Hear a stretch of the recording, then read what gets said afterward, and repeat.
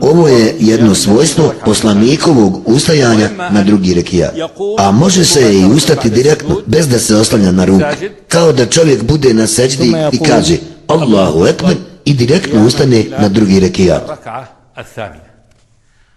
Prenešeno je od Božjeg poslanika da bi nakon druge seđde kratko sjeo, izgovorio bi Allahu ekber pa bi kratko sjeo, zatim bi ustao na drugi rekijat oslanjajući se na ruke.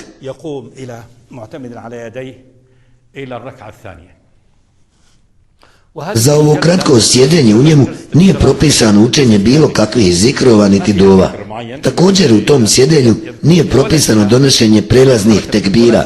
Tekbir se donosi nakon seđde za ustajanje na drugi rekijat.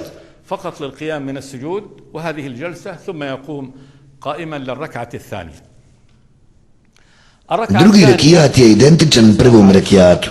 Tekbir, učenje fatihe, zatim ruku, zatim vraćanje sa rukua, zatim prva seđda, zatim druga seđda, zatim nakon što je upotpunio drugi rekijat, klanjač će sjesti zbog tešehuda.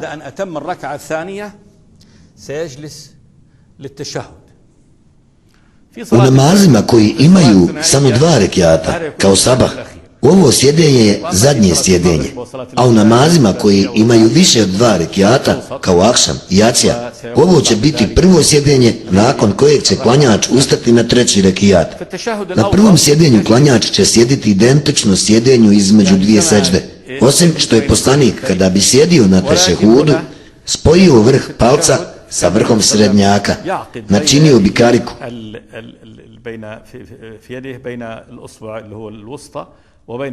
A kaži prstom bi pokazivao u pravcu kibli i učio bi tehijat. Veličanje samo Allahu pripada, kao i moji namazi, moje dove i dobra djela. Neka je Allahov mir na tebe, o Allahov vjerovjesniče, i njegova milost i njegova blagost. Neka je mir na nas i na sve iskrene Allahove robove. Svjedočim da nema drugog istinskog božanstva mimo Allaha i svjedočim da je Muhammed njegov rob i njegov poslanik. Ovo je na prvom sjedenju, a ko bi želio da na prvom sjedenju prouči salavate, nema nikakve smetnje. Poslanik je u toku učenja tehijatu usmjeravao pogled u prste desne ruke, u koljena, i ne bi razgledao, niti bi poglede podizao u pravcu kibli.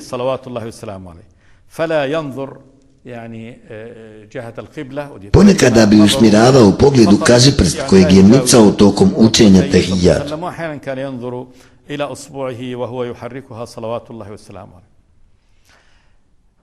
Kada bi završio sa prvim sjedenjem, ustao bi na treći rekijat.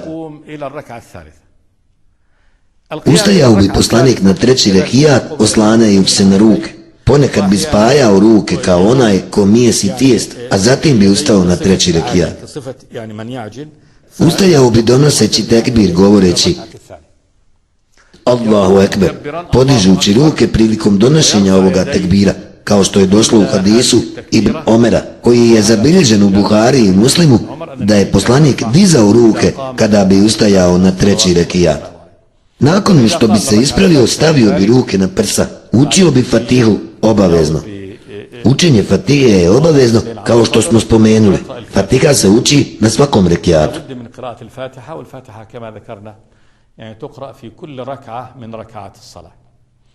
Kada završi učenje fatihe, klanjač će upotpuniti treći rekijat kao što je klanjao prvi i drugi rekijat.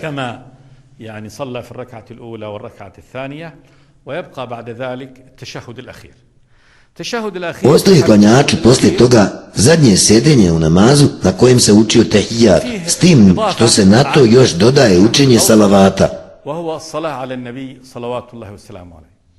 Poslanik je podučio ashabe tešehudu kao što je podučavao fatihu. Veličanje samo Allahu pripada, kao i moji namazi, moje dove i dobra djela. Neka je Allahov mir na tebe, o Allahov vjerovjesniče, i njegova milost i njegova blagost. Neka je mir na nas i na sve iskrene Allahove robove. Svjedočim da nema drugog istinskog božanstva mimo Allaha i svjedočim da je Muhammed njegov rob i njegov poslanik. Allahu moj, smiluj se Muhammedu i njegovom potomstvu, kao što si se smilovao Ibrahimu i njegovom potomstvu. Zaista si ti uzvišen i plemenit. Nakon što klanjač završi sa učenjem tešehuda, proučit će dovu koja je prenešena od Božjeg poslanika. Neki učenjaci su kazali da je učenje ove dove obavezno, vađib. Kazao je Allahov poslanik: Allahu moj, tebi se utječem od kaburske patnje, od zla opakog deđala, džehennemske vatre, iskušenja ovog i budućeg svijeta. Ili će kazati: Allahu moj, tebi se utječem od kaburske patnje, džehennemske vatre, od zla opakog deđala, iskušenja ovog i budućeg svijeta, od grijeha i od duga. Ovo su zla od kojih se poslanik utjecao Allahu od njih. Ili će kazati: Allahu moj, zaista sam prema sebi nepravedan bio. O, samo ti grijehe praštaš, pa oprosti mi i smiluj mi se. Zaista si ti onaj koji je milostiv i koji puno prašta. Nakon toga će učiti dovu koju želi. Ovo je jedno od mjesta u kojima klanjač može da odabere dovu koju on hoće i da dovi njome. Između tešehuda i predavanja selama je vrijeme u kojem klanjač može upućivati dove koje želi. Također u vremenu kada je klanjač na seđdi, jer je poslanik kazao: na seđdi mnogo dove upućujte Gospodaru, velika je mogućnost da dova bude primljena. Klanjač zbog toga treba da mnogo dovi na seđdi. Poslanik je kazao: čovjek je najbliže svome Gospodaru kada je na seđdi.